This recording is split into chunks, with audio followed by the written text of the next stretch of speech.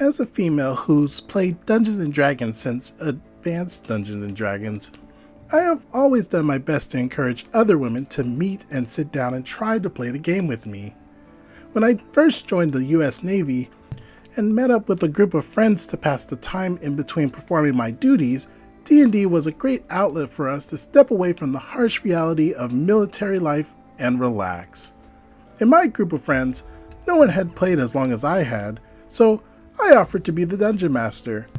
I sat down to start writing out a campaign while my players began to roll up their characters when one of them, we'll call him Craig, for obvious reasons you'll see later, starts saying, "I want my girlfriend Karen to join the party."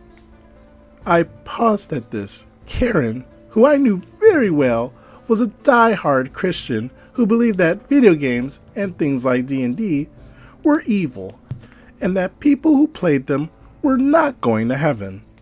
Yet, on the flip side, since she joined the Navy, despite being married with 2 children to another man who had also retired from the Navy because he had contracted cancer, was now cheating on him with Craig. Yeah, Karen was one of those kind of people. However, Craig insisted that we try and get Karen to play, and after talking to Karen herself, she wanted to at least do something new with Craig while he was with us because she was attached to him at the hip. I would later realize this was one of the worst things I could have ever done to the rest of my party. From the beginning, there were problems. Karen didn't seem to understand that once you made a roll on anything, you could not re-roll the dice if the roll was bad, or you didn't roll the exact number that you wanted, and would try to beg and argue that "I just did it wrong," and let her try again.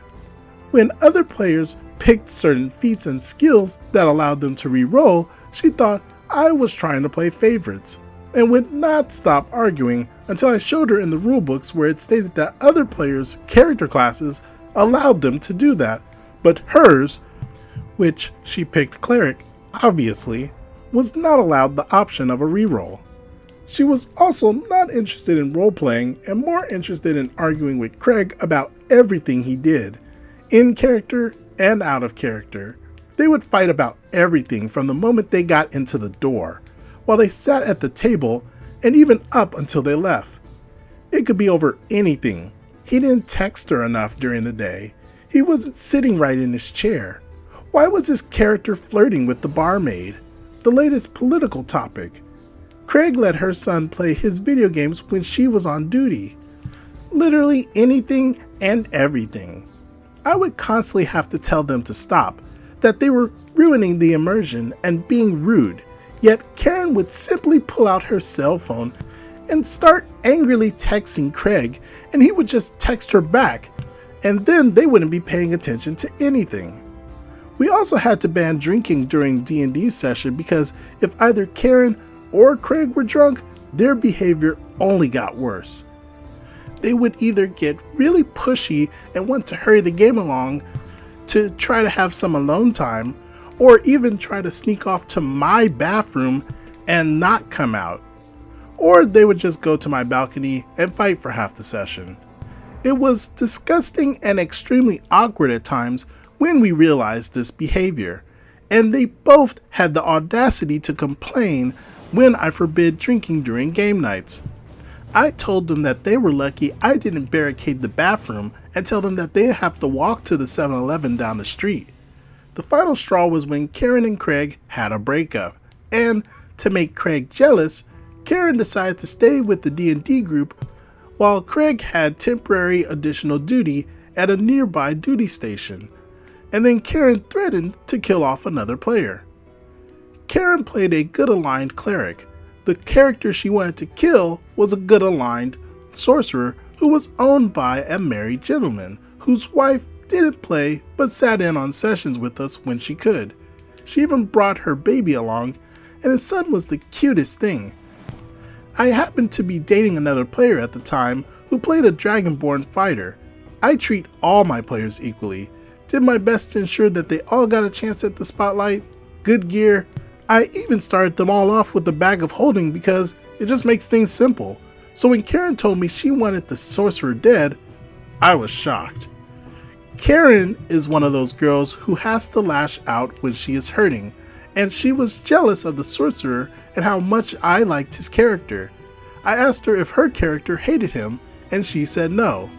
I asked her is there any reason her character would want to kill him, and she said no. She just, out of character, wanted him dead.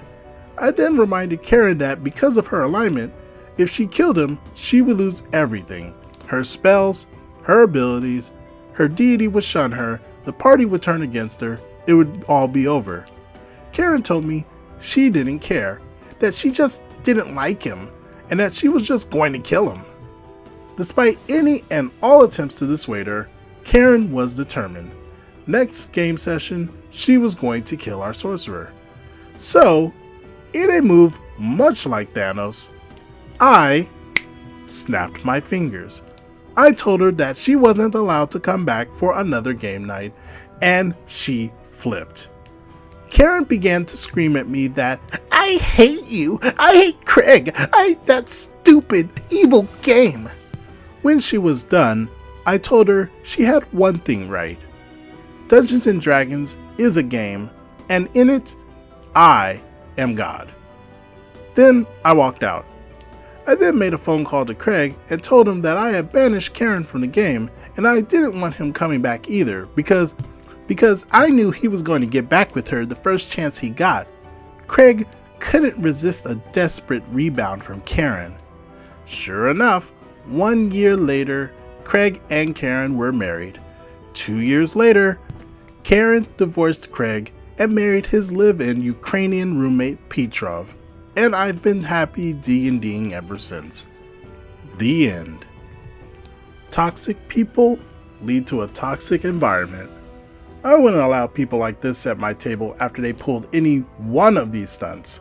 I think OP was being a little too nice. What do you guys think about this whole situation? Would you have handled it differently?